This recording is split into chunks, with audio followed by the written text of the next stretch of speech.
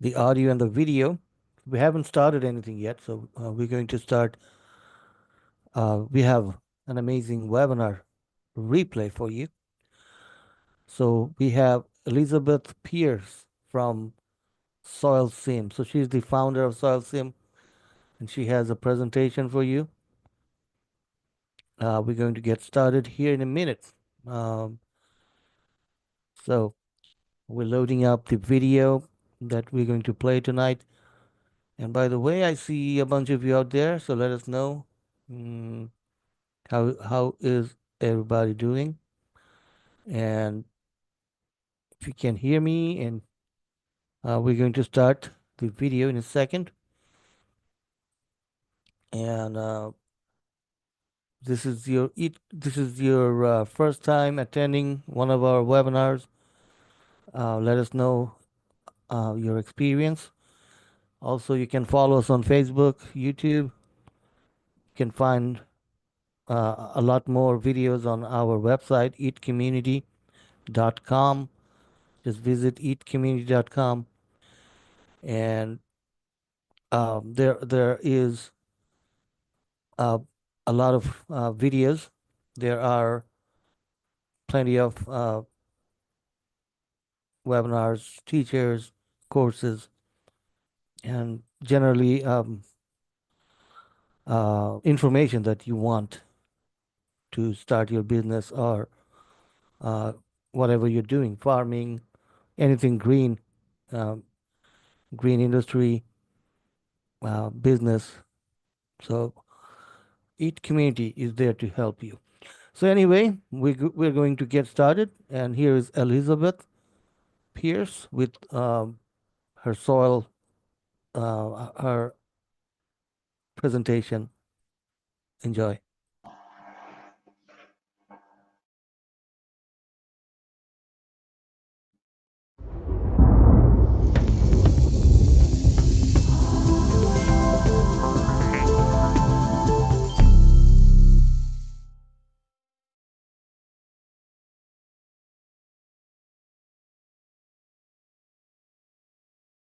Okay, I think we can officially start now. So, hey Elizabeth, how are you?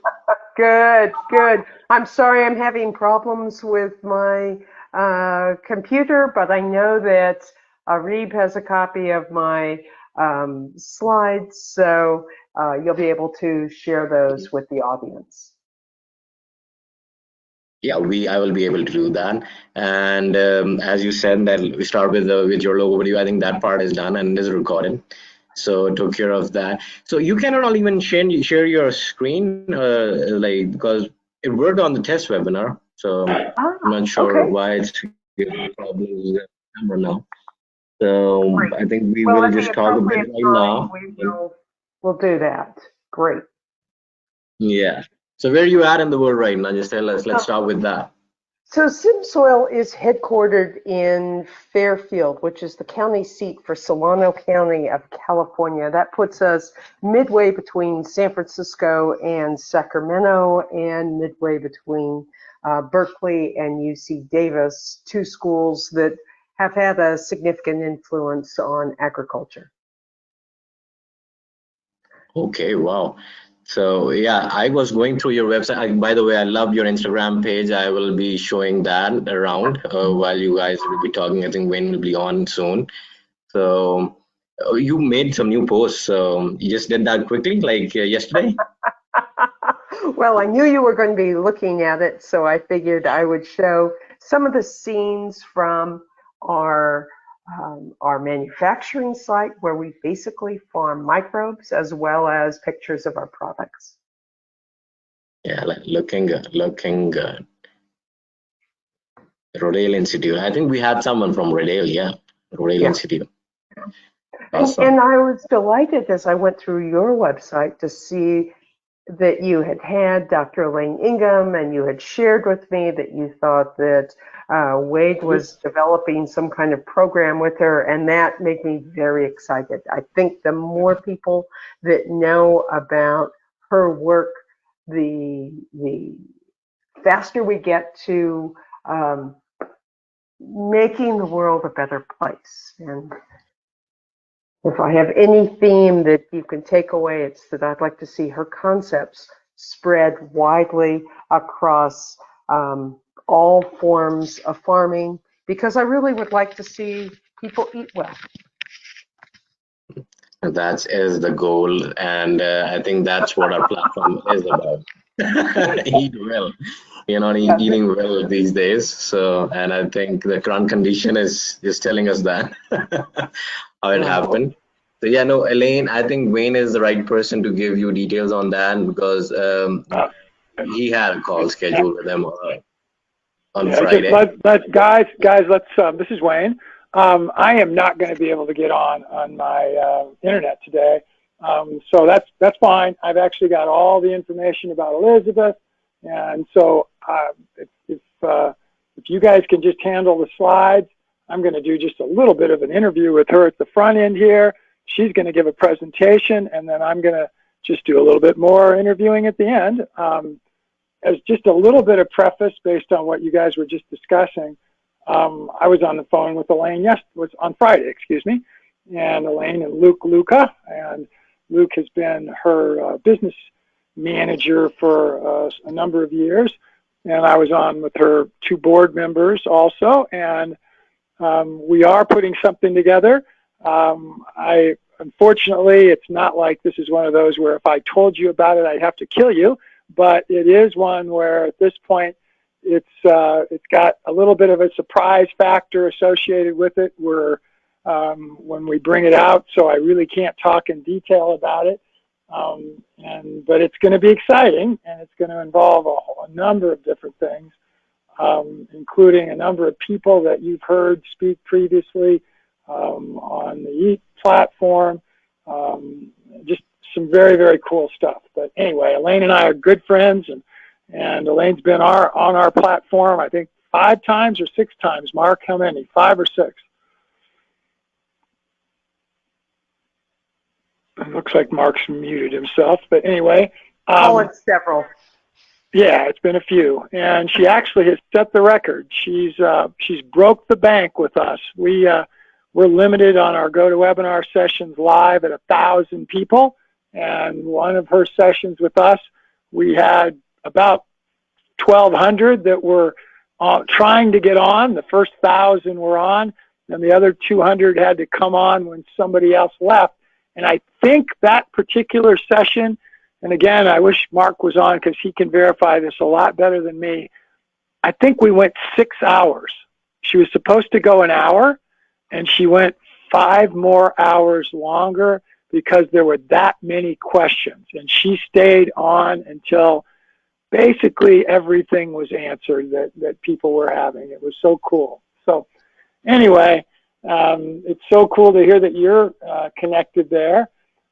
Would you mind starting out by telling us just a little bit about your history, because it's interesting and it's not what everybody might think if they've studied a little bit from your website and so on. So if you wouldn't mind giving us a little bit of that, it'd be awesome. Sure. So my family comes from San Francisco, and I actually grew up in Santa Cruz. I went to Berkeley as an undergraduate and ended up majoring in economic history. I had an interest in finance, and upon graduation, started working for a brokerage firm and then moved to the money management industries. So I spent 25 years as a portfolio manager, a director of research, or an analyst following large industries that had many moving pieces, and I'm very comfortable with complexity. The high point of my career was running a mutual fund for the Highmark family of mutual funds. I ran it for 3 years and earned my 4 stars from Morningstars. I'm a chartered financial analyst. I have an MBA from Berkeley, and the bank decided to restructure, and so I jumped to Northern Trust. And at Northern Trust, I was dealing with people who had successful individuals and wealthy families. Much of the wealth was tied to land in Sonoma, Napa, and Sacramento. I actually had 7 clients who had vineyards, and Northern is a great company. I have them in my own personal estate plan, but relative to working in small caps, the work was not as interesting as it had been, and I was frustrated. They decided to reorg, and I thought, wahoo! I get to do what I really want to do, which is work with small companies with an impact. And for the next 10 years, I bounced around, or I should say 7 years, bounced around with consulting with a number of different companies. And it was in that context that I met Dr. Ingham, Dr. E, and thought, wow, she's really got something here. She's got an interesting concept, but the way she teaches it assumes that you're going to be an independent sole proprietor or with a small company. You're going to find clients. You're going to make compost. You're going to manage those clients and solve their problem and run your business and do your marketing. And that's more than most normal humans can do. And I thought, wouldn't it be great if all these people that she trained could spend more time as consultants solving problems and knew that they had a supply of high quality compost that met her specifications to help their clients, to help build their business and help their clients more effectively. Because right now, if you think about the people who go through her program, the lowest value work they do is the actual physical labor of making the compost. The challenge is that her methodology, you could think of it as bench level in that it's really built around small batches and skilled craftsmen. And the goal was to help those guys. If that's what they want to do, great. Let them come to work for us, be a supplier to us of the biology, and then let us farm that indigenous, the indigenous microbes that are regionally specific. Let us farm those to create larger quantities and create product with more consistent quality, but which hits her specs.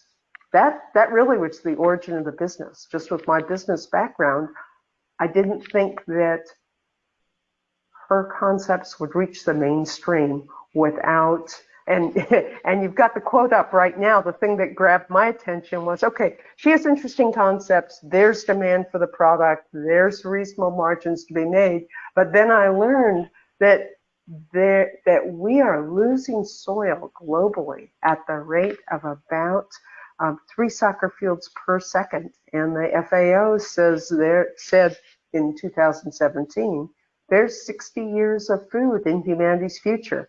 And everything I've seen since then suggests that they've been overly optimistic.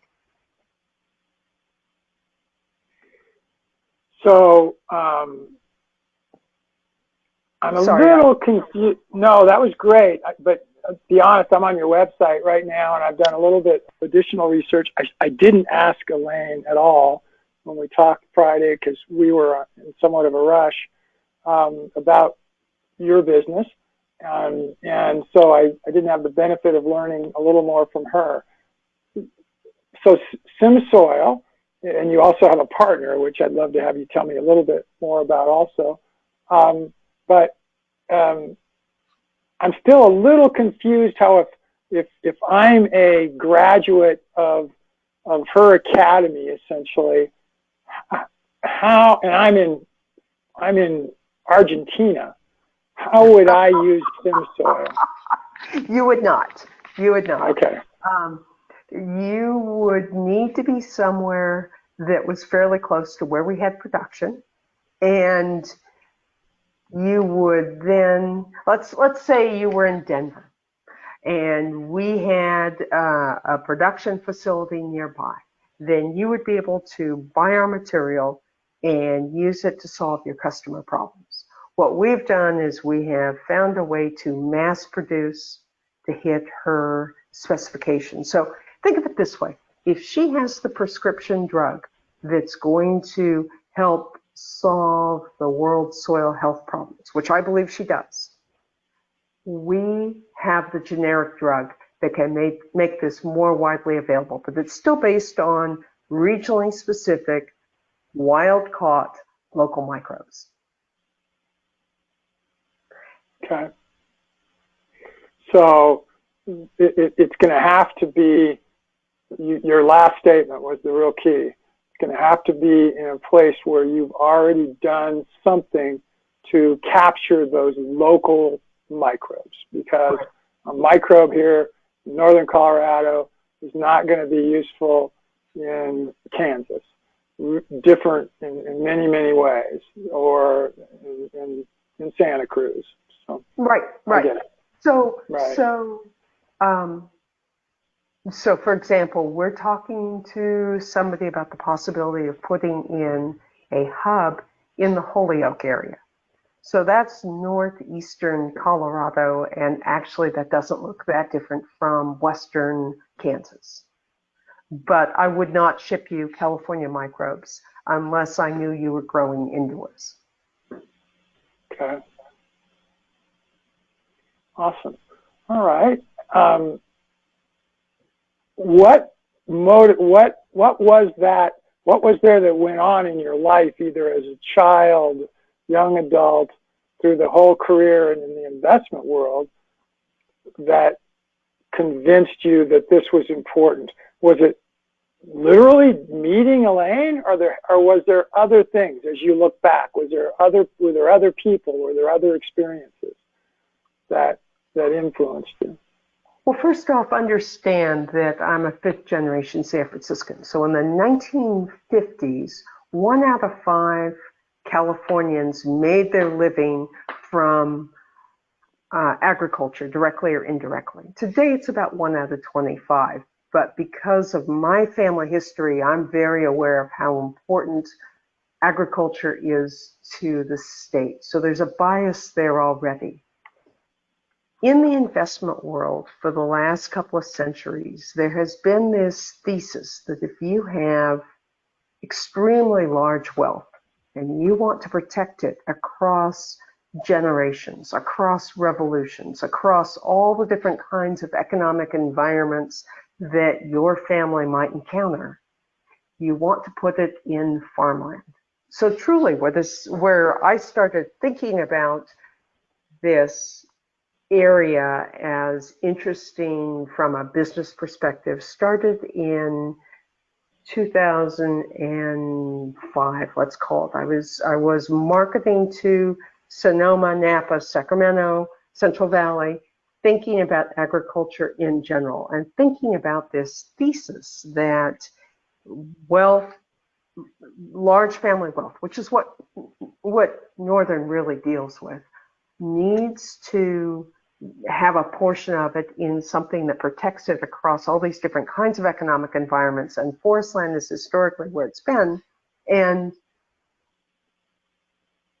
I had, when I was running my small cap fund, an investment in AK Steel, which Nucor Steel has a process whereby they take used cars, and runs them through an arc welder, and out drops iron that's iron and steel that's useful but cannot go back into cars because the quality is not high enough. So that most of that steel ends up in construction. Well, where does forestry products go? It goes into construction, and it goes into paper. And you start thinking about, 2005, we still thought we'd have less paper over time. So forestry didn't seem like as strong a thesis as it had been for centuries. And I began to think about farmland because everywhere in the world we have that farming is possible, we have already brought farming to it. And as you think about the developing world, and the world looked very different in 2005 than it does today, but as people get higher and higher incomes, which was the trend in China and India and other countries that were developing, they eat more proteins. And so 1 pound of chicken requires 6 pounds of grain. 1 pound of beef requires 10 pounds of grain. And it seemed to me there would be more and more pressure on food. And I started thinking about farmland as an investment thesis, as an alternative to forest land. And I still think that that's valid, that over time, one of the best, over long periods of time, one of the best performing asset classes is going to be farmland. So in that context, I started thinking about soil and how do you make soil, farmland more productive. That makes total sense. That's great. Let me just ask you a couple more questions, and then I think why don't you go ahead and do your presentation that you have, and I don't know whether it's going to be Mark or Arib that help you with the slides, or whether you're going to go with them, because I don't know if you've solved your internet situation. We've got a double whammy going on here, everybody. By the way, Mark, you're going to have to help us with questions anytime they come in, and please, everybody, ask some questions here as we move along. My couple, Mark, do you have anything yet that we should throw in? Yeah, we do have a couple of questions already. So do you want me to read those out now, or? Well, if they're probably related to, let's let her do her presentation first. But everybody keep throwing those questions in, and I'm sure Mark, you can judge whether they'll be relevant right after, or after maybe she and I talk a little bit more. But thank you, everybody, for throwing in questions. Thank you for being patient with the technical difficulties that we're having. Two last questions for you about sort of so people can get to know you a little bit better. As you were in the investment world and you were working with these high net worth folks, and then specifically even with those somehow already involved in agriculture, and from that period till today, do you believe that high net worth individuals in general really even care? Or do they just know that they get their food and they really haven't ever had any problems with it yet, and they why should they really care, because they're going to be able to get their food. They're wealthy. Even if even less fortunate people can't, they're still going to be able to get the food they need and they want. That's a really great question. There are people who are affluent who are very concerned about climate change, and their focus is carbon sequestration. So they're very supportive from the perspective that soil-based soil-based carbon sequestration is the most efficient way to go. They are also generally well educated and very attuned to the fact that California is in a drought, has been in a drought, will be in the drought in the future, but this is much more widespread than just California. This is happening in many parts of the country. I don't know the degree to which they're thinking about it in terms of like social justice, but I am very personally aware that shopping in farmers markets and buying organic food is a function of both having time and having disposable income. And I personally would like to see everything in my local Safeway or Bargain Grocery or Smart and Final that have been grown with products that are based on regenerative agriculture. I think that this shouldn't be just for people who have the disposable income to pay a lot more. Yes, it'd be great if everybody was growing their own food and had their own gardens. But for a mother with a single woman with a couple of children, that's not realistic. For somebody who is squeezing as much as they can out of every paycheck, that's not realistic. And I'd like to make it easy for them to eat well. Super. Well, let's do this. Why don't we see about getting your presentation? Or again, I asked it earlier. Mark or Arib, are you going to do the slides, or is Elizabeth going to do it? I do have a copy of the slides, but Elizabeth, do you want to share screen, or do you want me to play it? I can do it, by the way. Don't you send me the share screen Yeah, message? and here you go. Perfect. Perfect. So here's our logo. We are all about microbes for the soil, and just like Dr. Ingham, we are focused on the complete soil microbiome. Um, I'm speaking to a fairly sophisticated audience, the people who are part of the EAT community. So I'm just going to buzz through the science really quickly. I thought I'd start by telling you about the company's products, then run through the science quickly, and then some of the other materials. So basically, as you know, healthy soil has 20,000 to 30,000 microbes in it. And what Dr. E calls soil food web or biocomplete, we like to use the term robust. I think it's very important that the regenerative ag movement develop a vocabulary that clearly distinguishes this product from commodity compost, which is a product that's made by bacteria and bacterial decomposition and has no complexity. Sometimes it's sterile, sometimes it has two species of bacteria, but typically one has come to dominate. And we also need to make it very distinguished for the purposes of regulators and measurement and grant writing from ag biologics, which when I started this business in 2017 was $1 billion industry. It's now an $8.3 billion industry. So it's growing rapidly, but robust compost with the multiple types of life, with the thousands of species, is just a completely different thing, and we need the vocabulary so that people recognize it as something different. So we're putting out and promoting the definition of robust compost as having at least 7 types of life, and DNA analysis that demonstrates it has in excess of 1,000 species. Our product happens to have over 2,000 species, but I wanted to make this a hurdle that anyone who was in the process of manufacturing soil food web or similar kinds of products could use that definition and prove that their product was of that caliber easily.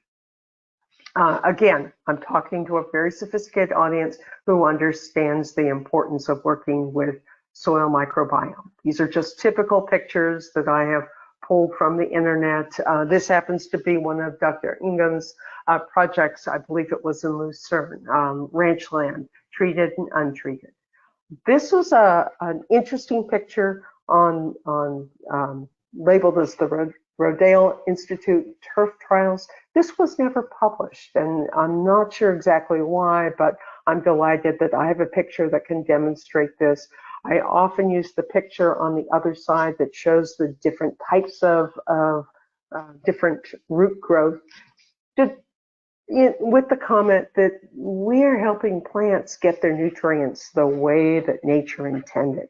You know, feeding plants, and again, I know you all know this, so I'm sorry to cover old ground, but feeding plants chemical fertilizers is like feeding a child sugar, lots of sugar, and only sugar. Sure, they're hyper and they're alive, but they're not healthy, and that's essentially what we've done to plants. SymSoil has 3 main products.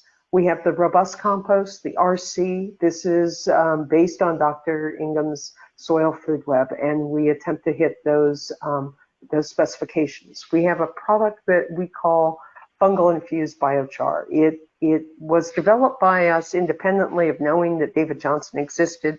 It's very different from what he calls fungal infused biochar. Our product is conditioned for immediate use, because most of you know that if you get raw biochar, you have to activate it or condition it so that it doesn't starve the plants during that period when it's becoming coated with the biofilm. We add to it minerals, we add to it fungal food, we add to it fungal spores, and we add to it enough of the RC so that it has the biology that will kick off the spores once it's in the ground. It very quickly can move soil to a fungal dominant state, and we can mass produce it. Whereas Dr. Johnson's work, just like Dr. Ingham's, is all small batch. He achieves with his Johnson Sue Beam technology fabulous fungal to bacteria ratios, but they're not sustainable for mainstream, or I shouldn't say sustainable, they're not available to mainstream farming. And then our most popular product is actually the V50. It is a 50-50 blend of the compost and the fungal infused biochar.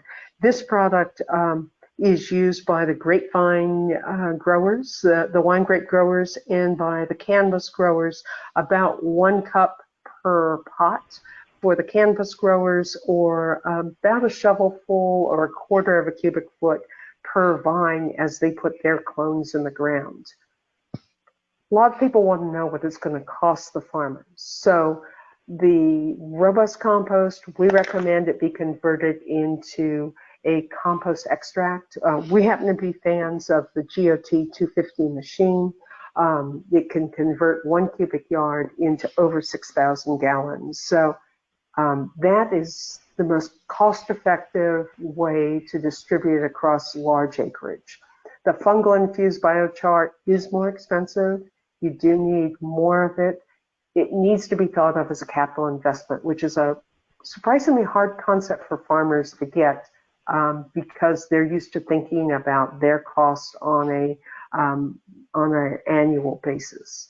And then the V50, it depends on how much you use. If you're using a shovelful per grapevine, it's $5.50. If you're using a cupful per pot of potted plant where you're putting your clone in, it's 70 cents. So these products, we believe, are reasonably priced for the market and not terribly expensive.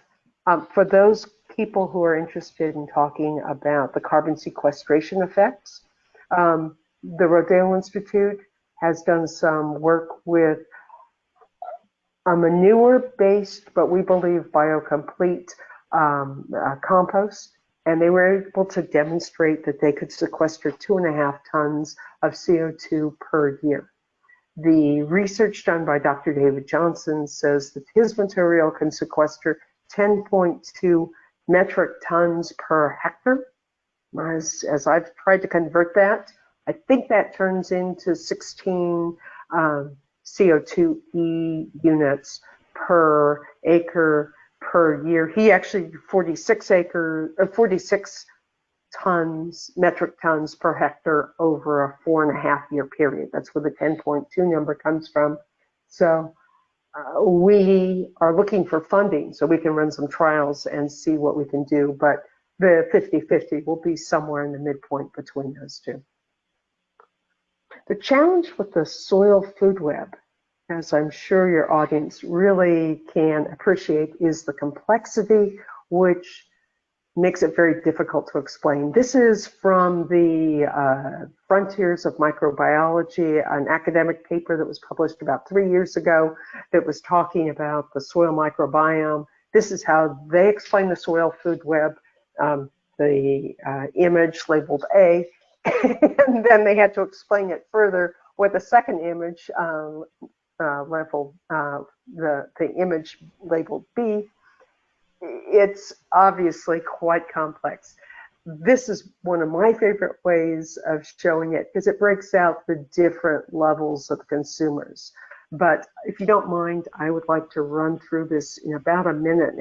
I know your audience already knows it, but just in case anybody watches this video who doesn't, in nature, plants combine sunlight and carbon dioxide into photosynthesis.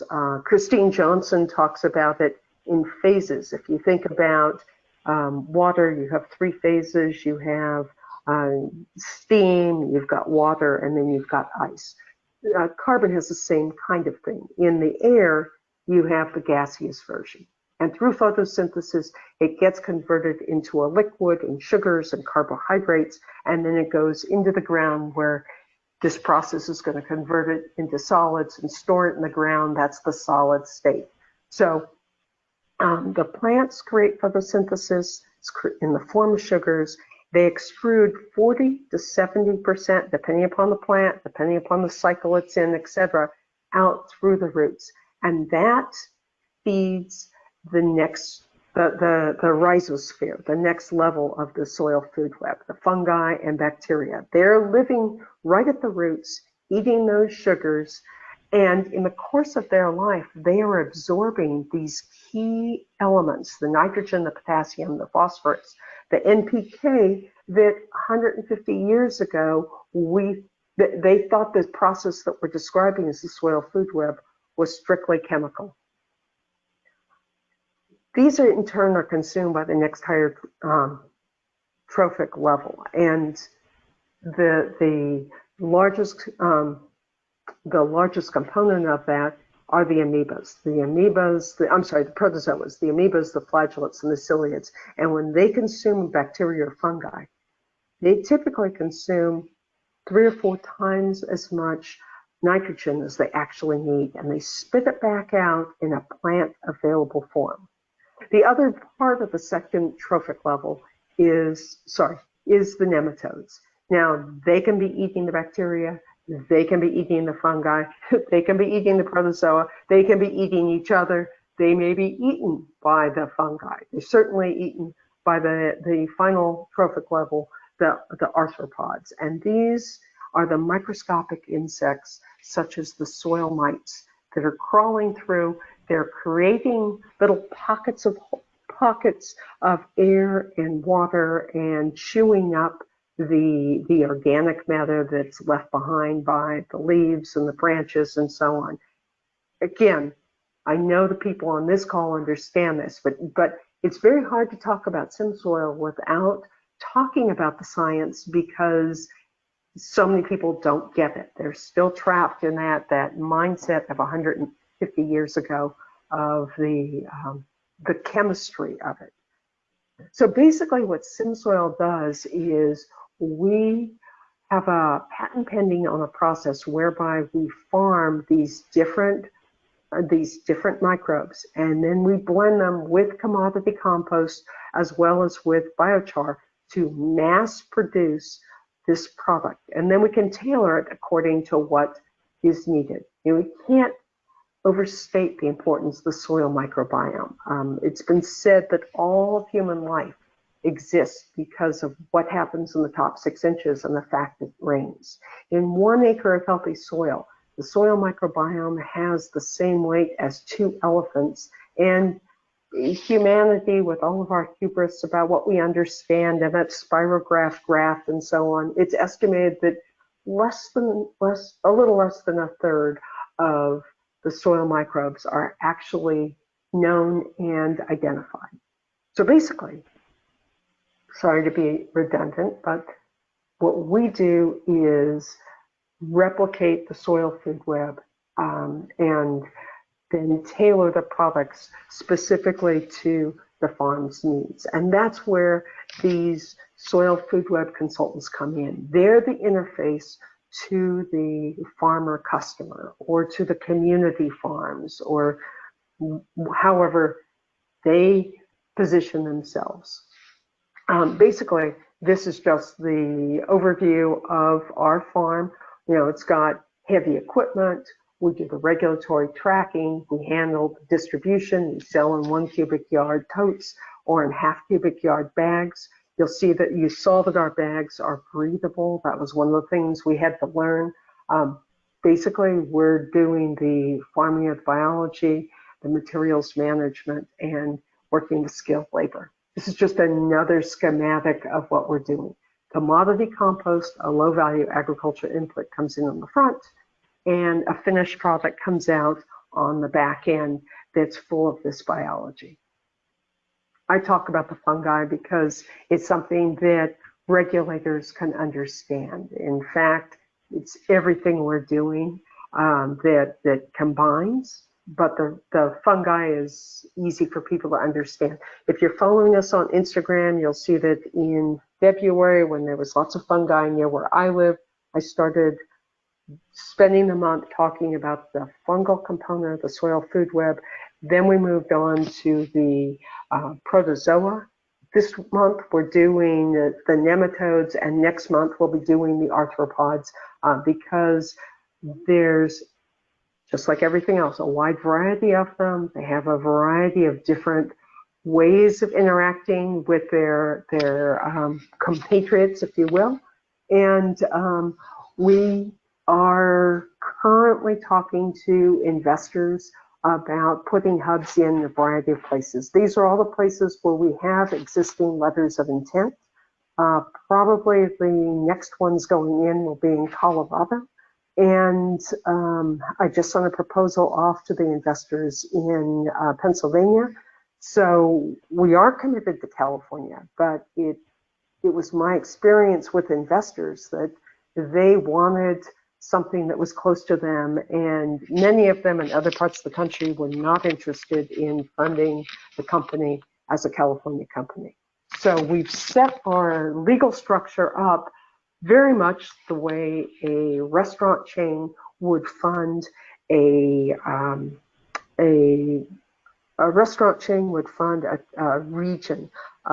It's available to accredited investors. People are welcome to call me about it, but basically it's got a 7% yield, and then we pay the cash flow from the project.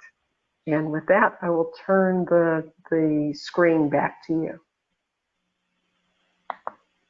Well, thank you, Elizabeth.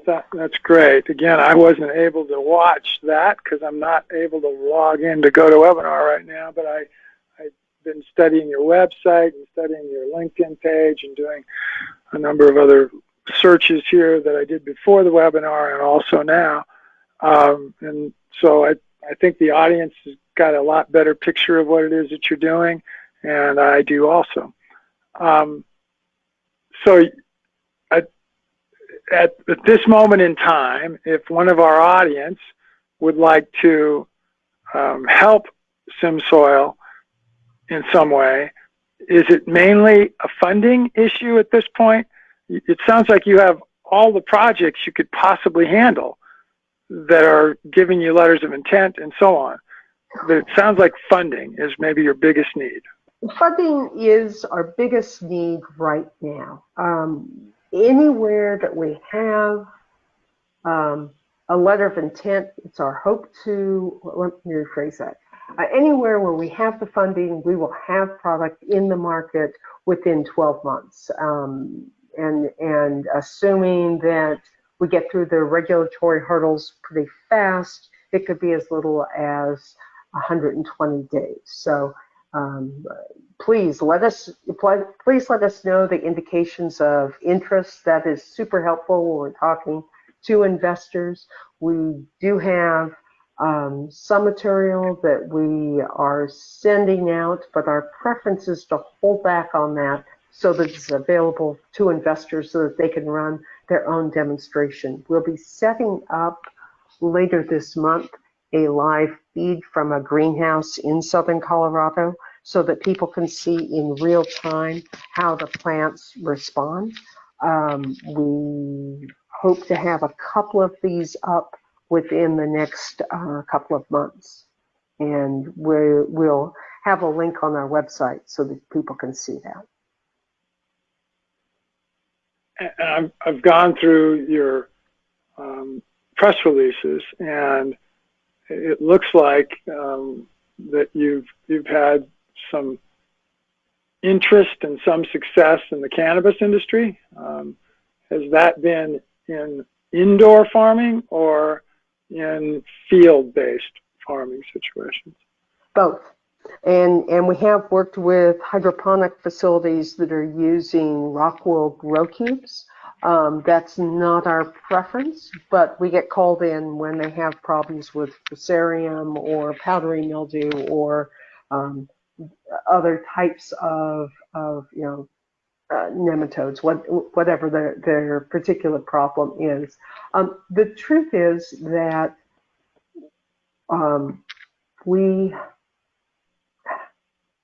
let me start that slightly differently.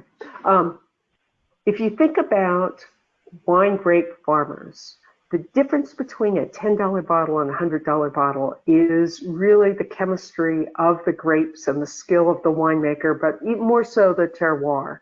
And the same is true with cannabis. In both cases, you have farmers who are unique in that they're looking at their crop at the level of chemistry.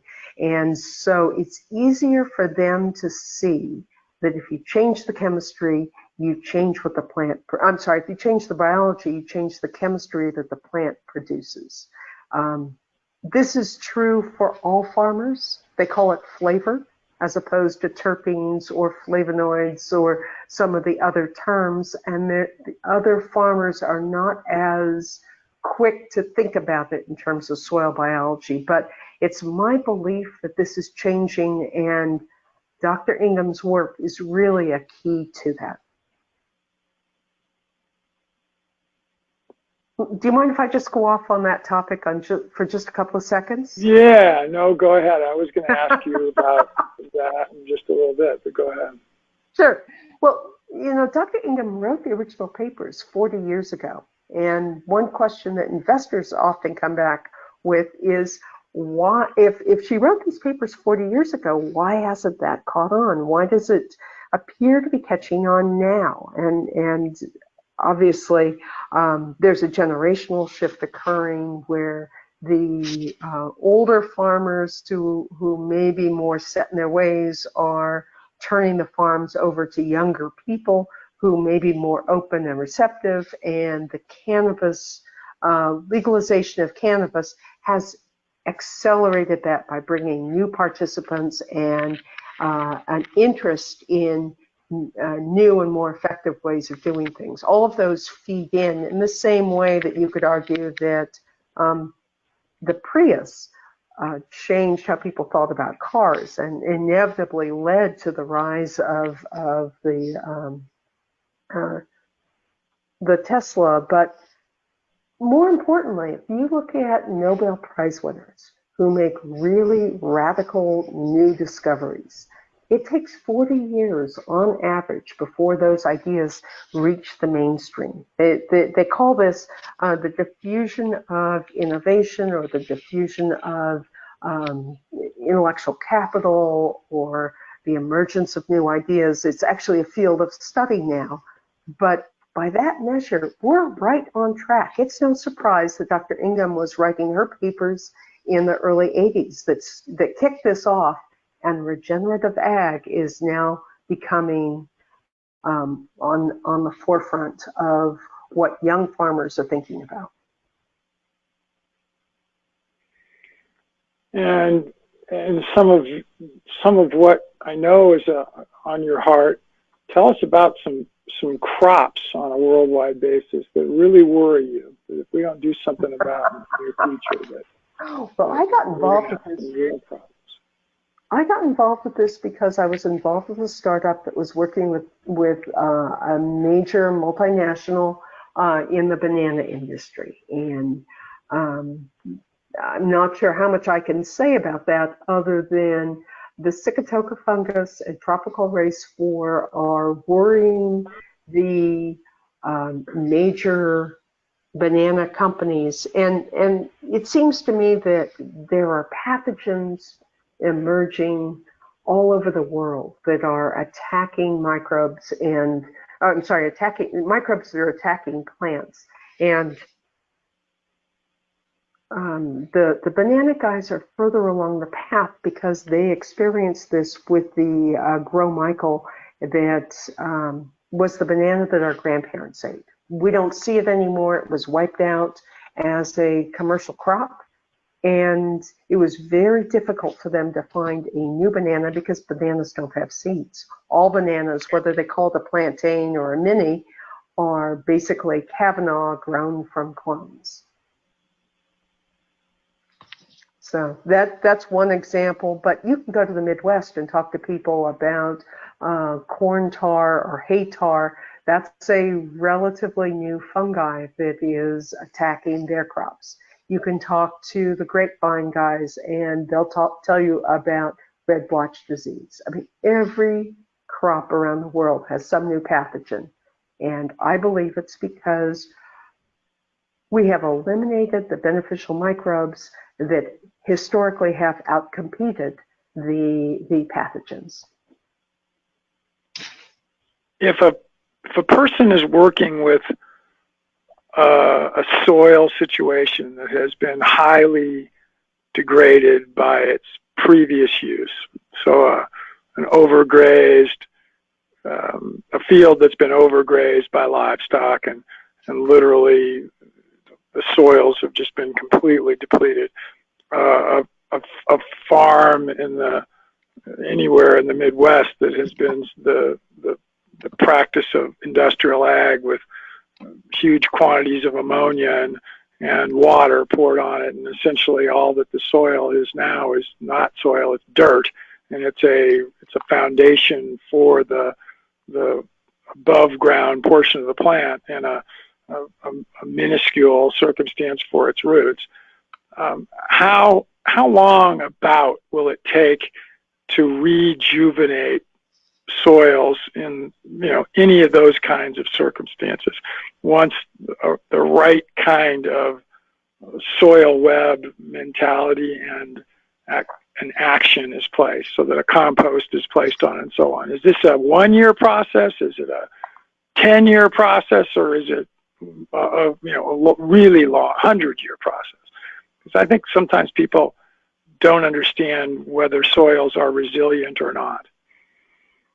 Yeah, I have a picture which I will post to Instagram shortly, which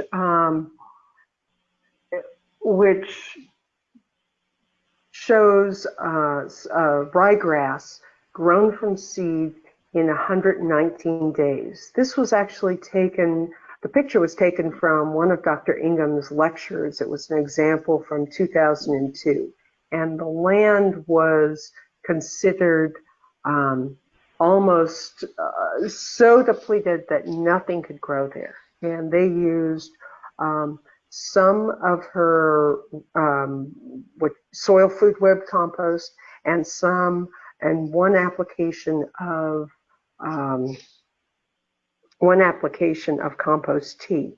And the roots are as long as the man who is holding this plant up, and they crop this down on a regular basis. So that's what's possible. As long as the water can get through and the biology can get through, then the roots can get through. The challenge is, in many cases in these farms, you've got a zone of compressed soil that's been caused by the tillage, and you may need to break that up. And so that's why our firm recommends low tilling. Our preference would be no tilling, but sometimes you encounter soil that's been so badly damaged or needs to be conditioned, and that's where the fungal infused biochar, that's where the V50 can be used very effectively to change the character of the land. Dr. Ingham believes that with robust compost, you can get the soil that has been completely deleted back to a healthy nature within 1 year, comparable to what an organic farmer can spend 10 years working on. When I look at shows like movies like The Greatest Little Farm, I'm struck by the amount of work and effort that goes into restoring those soils. That should be much easier to do and it is, with the right biology reseeded and put into place. And that's how I think of the SymSoil products. We're interested in helping farmers reseed these microbes, the right microbes for the area that they're in.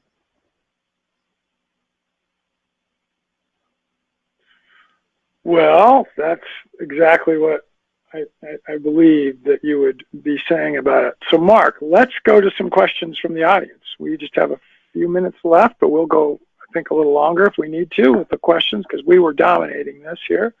So, Mark, why don't you read us some questions? All right. Here's one from Catherine. So she says, are the microbes collection specific to crops? And then she has another part of the question. Or is an existing soil sample required to engineer the product to be site specific? Site specific.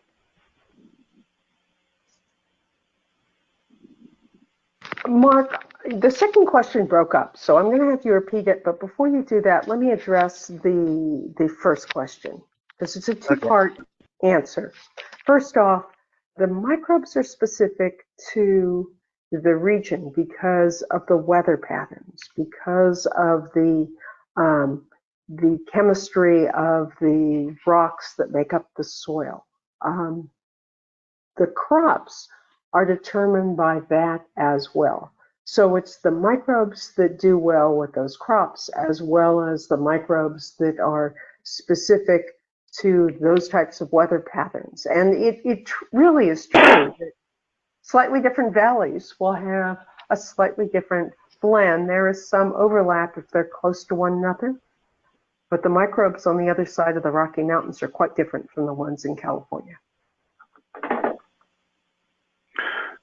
The second question, Elizabeth, was related to, I think, what you've already answered, and that is that if you were in a specific location where you didn't think there'd been any application of a SymSoil solution or any of Elaine's procedures, would the farmer in that area send you a soil sample for you to analyze, or if they knew of a graduate of Elaine's course process, could they send a soil sample to someone like that, or does it not need a soil sample?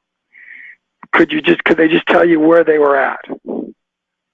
Definitely need a soil sample. And right now we are no longer set up for the lab. We were for an extended period using somebody who was a graduate of the Soil Food Web Institute. We hope to have somebody back on payroll soon. And so I would say send it to whoever you know who's a local Soil Food Web graduate.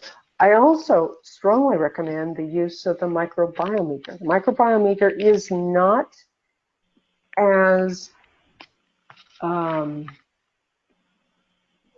detailed account as seeing it through the microscopy, and it's not as easy to talk to your customers if you're a Soil Food Web consultant about the numbers without showing them the biology that gets them excited. There's real value to the microscopy, but if you're a farmer and you want a quick and dirty analysis of the soil biology and you want to do it on a regular basis or on multiple locations on your farm, the microbiometer can very quickly give you a fungal to bacteria ratio. And then you can use that same test to compare it to other locations on the farm or across time. Okay. But it's just the fungal to bacteria ratio. It's not the full Soil Food Web counts of the different amounts of different types of protozoas and the different types of the different types of nematodes and whether they're root-eating nematodes or beneficial nematodes. So it's a different animal, but it's very cost effective. It's very fast, and it's the computer version of it. All right. Mark, do you have some others? I have another one. Well, Mark's just getting ready to read one. How about your, and I think I know the answer to this, and I'm going to chuckle as I say it. How about your extension agent for wherever you're at in the country? We have been in business for 3.5 years, and we have spent most of that time focused on developing this new technology. Investors have criticized us for not having spent enough time marketing. They've criticized us for not running field trials, It's very important to us, and it's part of what we hope to do in our next phase. Every land grant university or college in the country has an agricultural department, and we very much want to tap into that. If I had my druthers, we'd start with Chico and San Luis Obispo and the University of Wisconsin and Cornell. I always get Cornell and Columbia confused. The one that's not New York City. They all have. That's Cornell. Yes, Cornell. They all have great compost-focused programs, and we want to start working with them as soon as we can. So yes, the extension programs are a great place to go, but it's at this point it's a bit hit or miss whether they're chemically oriented or organic oriented. Depends on the location, depends on the person you get. Yeah, I'm a lot more of a cynic about that than you are. So I bet 99% of soil extension agents in the United States would not be the right people to talk about related to soil health. They are bought and owned by Cargill and Monsanto and all the other large industrial farming groups that essentially pay their salaries. So I'm chronically optimistic. So yeah. I believe that the executives in Cargill and McDonald's and Kellogg's and all of the other large organizations, they would like to be part of regenerative ag. They just can't figure out how to scale it. Let me give you one example. So I was speaking to the head of one of the largest vineyard nurseries in California. And when I showed him what we were doing, he was like, oh my God, we will come out with a product that's SymSoil branded, because I took Dr. E's classes in 2007. I know that this works. I just can't figure out how to bring it in my professional life because it's not scalable. I can't get my hand on enough material with a consistent enough quality to put this out as part of what my company is doing. And if you can deliver that, I will build a product line around it. I think we're going to see more and more of that. It's not that these companies don't, I'm leaving Monsanto and Bayer aside for a moment. It's not that these large agricultural companies don't believe that this works. It's that they can't figure out how to use it. Because you put glyphosate on any soil and it kills it. So I don't think Monsanto is going to be too positive about it in the short term, at least. When that product's a multi-billion-dollar a year product for them. So anyway, I'm sorry, I am a cynic about that. Mark, what else do you have question-wise? Okay, so here's another question. Do your products contribute to mitigation of soil contaminants like aluminum, other than what happens naturally? No, and we've made we have made a conscious decision to not pursue soil remediation. The opportunity with agriculture and changing conventional agriculture to biological farming is so large that it would be distracting to go in too many directions. We already have criticism from some investors that were too easily distracted going from cannabis and vineyards to, let's say, golf courses. But in the Coachella Valley, where Palm Springs is, they use 100 million gallons of water per year. It's very hard for me not to look at that and say, we've got the solution. We've got two different mechanisms of action that can reduce irrigation needs. Let's use them. Let's start talking to golf courses. Let's start talking to community farms, because my passion is let's get better food into low-income neighborhoods. And that may leave people with the impression we're distracted. We're not. We're just recognizing that as we scale and as we seek funding, we want funding for multiple salespeople, each of which will be tasked with going after a different type of group with the same science behind it. Awesome. Okay. Uh, I can go to the next question, if you would like. So here's one. Is there a soil humidity level that must be maintained to achieve the positive benefits? When we're manufacturing our product, most of our microbes prefer a humidity level that's between 45 and 50%. We're using a different testing methodology than Dr. Ingham's. We're using sensors that we have developed that allow us to have a more accurate read of that number.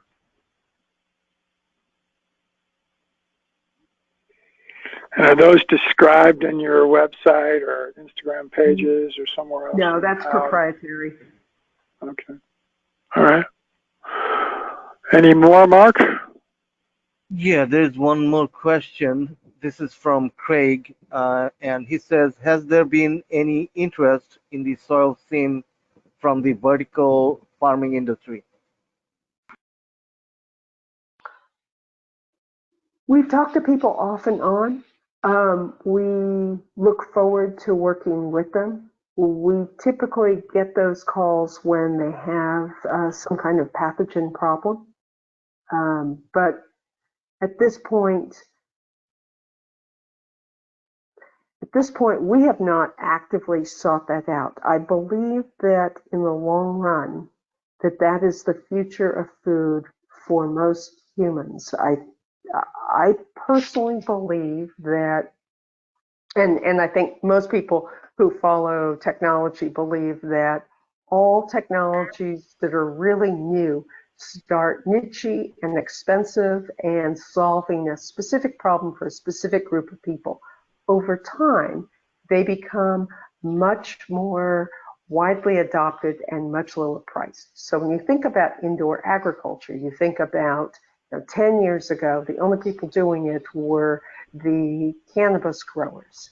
And then it became the way that lettuce was grown in Dubai and Tokyo and baby vegetables for restaurants in Las Vegas. Today, there are hydroponic facilities and indoor greens in every city in America.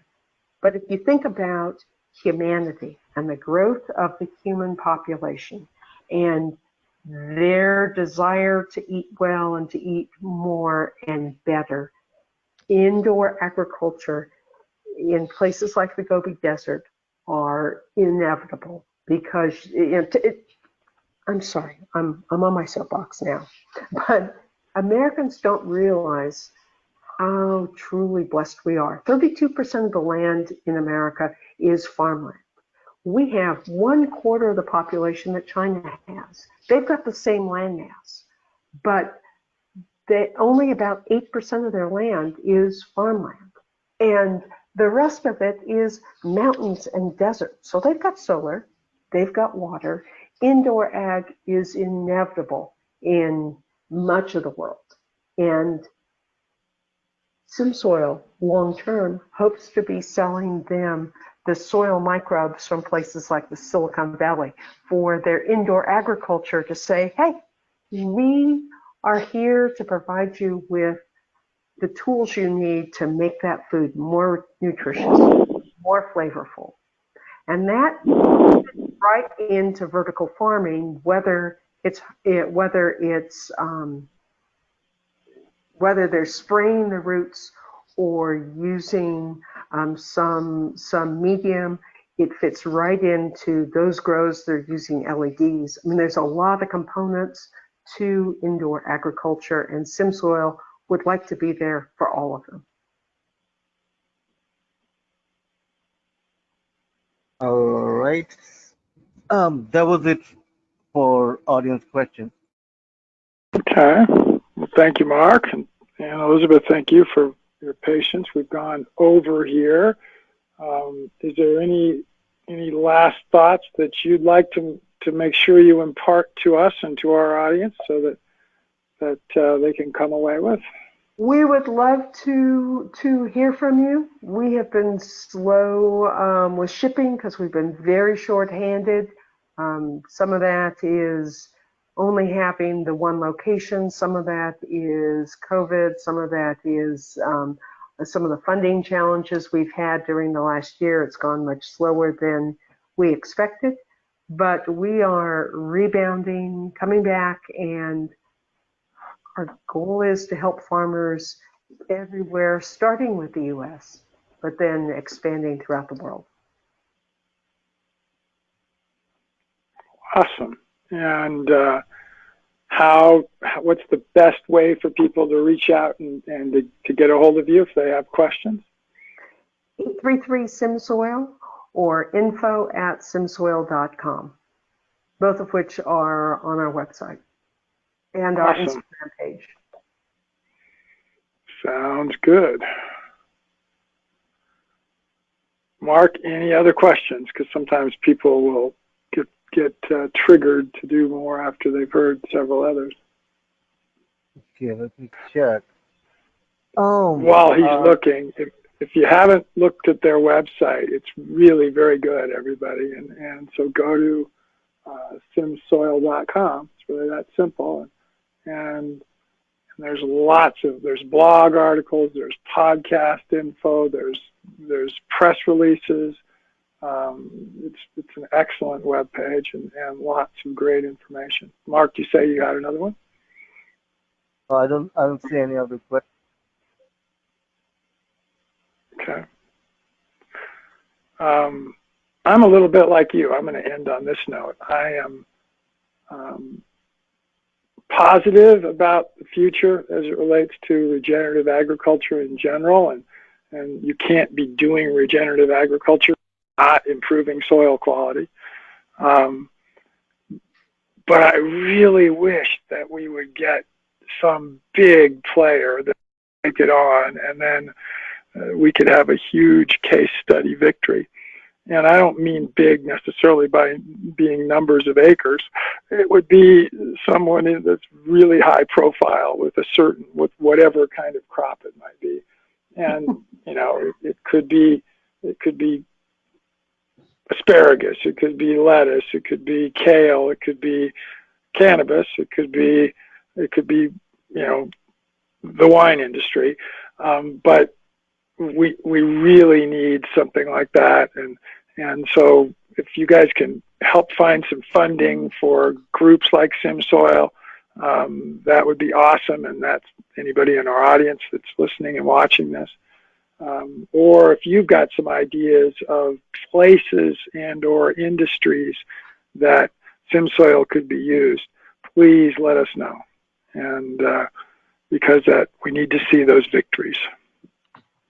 So. Wayne, thank you very much. We hope to make some announcements shortly that include some household names that may help catalyze exactly what you're thinking about. Well, awesome. Well, Elizabeth, you've been great, and I think audience, you've been great too. Thank you for putting up with a little bit of our technical difficulties and not being able to see webcam from me and Elizabeth, but the slides and everything sounds like they went really well. Reed, thank you for your help. Mark, thank you. Again, audience, thank you. We've got more webinars coming up. Again, another one next week from, let's see, Mark, tell us a couple of those that are coming up in the near future. Yeah, one on Monday that's coming up. Yeah. And so a week from today, and tomorrow night I do my regular weekly webinar that's very specific to Environmental Professionals Network. And anybody that's got interest in that, you can come to that, and we're going to be talking about projects and other things that we're doing there. And then next Monday, and just keep coming back. We're always having new ones. Elizabeth, thank you. Throw in some ones, everybody, for applause, if you will. And Mark, give us about 10 seconds here. Elizabeth, maybe say goodbye. I'll say goodbye right now and then take us out. Thank you. Thank you for having me. I am delighted to be working with the EAT community in this capacity and hope to work with you more in the future. Well, we would love that. Hey, everybody. Okay, so that was the end of our tonight's presentation. Hope you enjoyed this. And we'll be having a bunch more coming up in the future. So, see you next time on Economic